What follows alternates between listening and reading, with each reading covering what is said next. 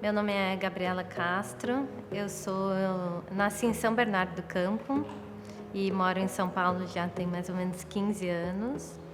Eu sou formada e pós-graduada em design pela SPM.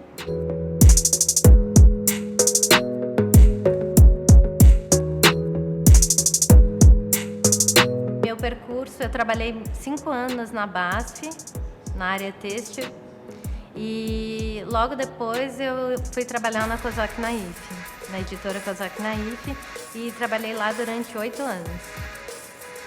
E foi na editora que eu tive mais contato com o design, propriamente dito, e principalmente com a área da cultura, e onde eu me identifiquei muito, né? E foi onde, na editora, foi o lugar que eu conheci meus dois sócios, Gustavo e Paulo, e há 10 anos a gente formou um estúdio que é o Bloco Gráfico. Então, Bloco Gráfico, a gente trabalha principalmente com a área da cultura e posso arriscar dizer que 90% dos projetos é na área editorial. Acho que tem vários trabalhos que a gente poderia destacar, assim.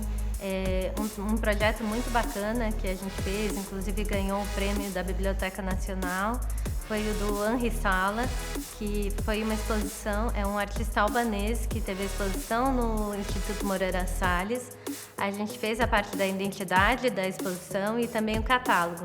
E esse catálogo, ele também recebeu a menção da AIGA, né, dos 50 melhores livros do ano, e foi um trabalho muito bacana porque a gente conheceu o artista e foi um trabalho em conjunto. Então, além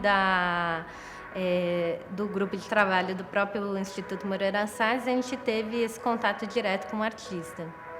Um outro trabalho que também foi premiado no no Prêmio da Biblioteca foi o da Rivani, que é o nome do livro.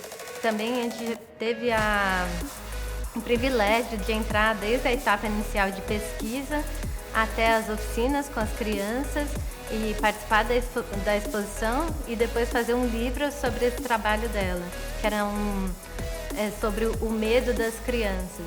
Então, foi um projeto que as crianças falavam um pouco quais eram os próprios medos, elas desenhavam os medos e depois elas criaram capas que as protegiam dessas aflições, digamos assim.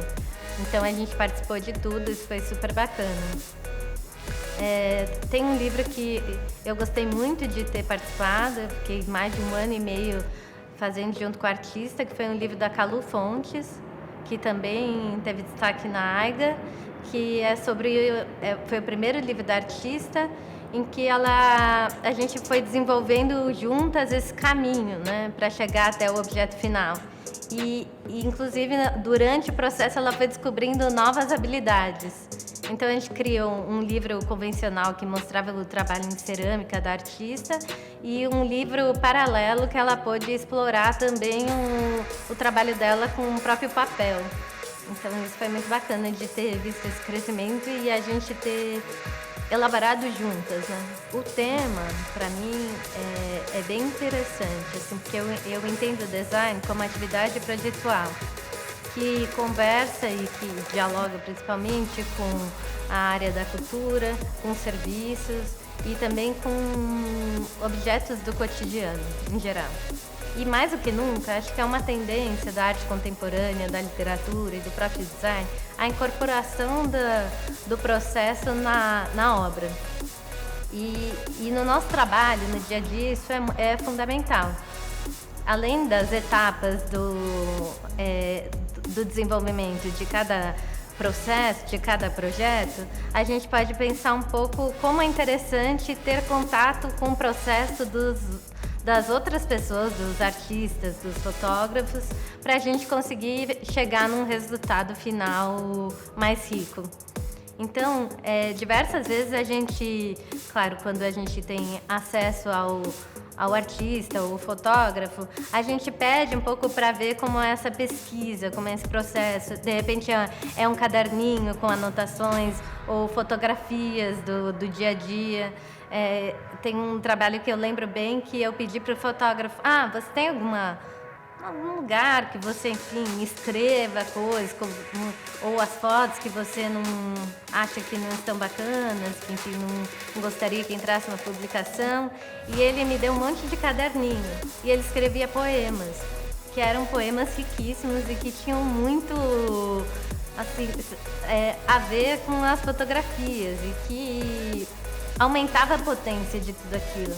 Então a gente incorporou esses poemas com papéis encartados no livro, por exemplo, incorporou o livro final. Então a gente ficou um livro muito mais interessante como objeto, porque a gente incorporou um elemento que o fotógrafo nem considerava, assim, que a princípio a gente não tinha isso. Então, sempre quando a gente conversa com os artistas, enfim, com esses...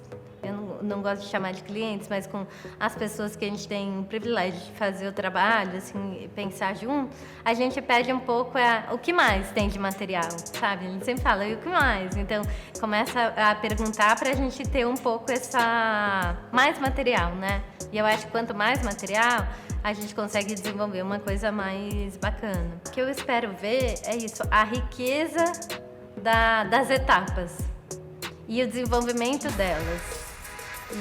E também a gente pensar um pouco que o projeto envolve planejamento, mas nem tudo que é planejado é o que vai fazer de fato o cartaz final, a peça final. E que às vezes é muito bom ser curioso. Eu acho que a minha principal dica é seja muito curioso e abra várias frentes e fique atento às coisas que estão à nossa volta, seja um filme, seja andando na rua, caminhando, um outro cartaz, uma propaganda, alguma coisa, e incorpore isso, sabe, no dia a dia para você desenvolver a peça final. E aí eu acho que isso é tão abrir frentes e pensar, estar aberto a essas, como que eu posso dizer, a esses desvios do caminho. É importante porque talvez você não use para nesse momento, mas fica uma voz ali para um próximo trabalho. Então você vai criando e vai aumentando o repertório. Então eu acho que é isso. Tem um pouco também do percurso, que é um pouco essa trajetória, o quanto você se questiona, né? E o quanto você está aberto a coisas. E não só no design, né? Que eu acho que também tem uma coisa... Às vezes o designer, ele se preocupa muito só com o design. Ele vai procurar só no próprio design. E quando na verdade não, a gente é alimentado do nosso dia a dia, como a gente acorda, o livro que a gente lê, o filme que a gente vê, as pessoas que a gente conversa, né? O quanto a gente está de fato motivado a conhecer novas coisas, porque a nossa profissão tem muito a ver com estímulo, né? Eu acho incrível a gente poder projetar um cartaz, que é uma peça que muitas vezes ela é esquecida. E muitas vezes ela não tem oportunidade de ser exposta. E acho ainda mais bacana a gente poder expor o nosso pensamento e aí as etapas e enriquecer o nosso resultado final. Então convido a todos a entrarem nesse percurso com a gente e colocar ali no cartaz, na peça, a sua voz, a sua linguagem e a personalidade, pensando também no momento atual, no nosso país, nos anos que a gente passou, né, com a pandemia, se questionando também o seu lugar hoje e como pode ter mudado, né, o processo. Eu acho que todo mundo passou por essa mudança e acho importante refletir sobre nossas ações, né?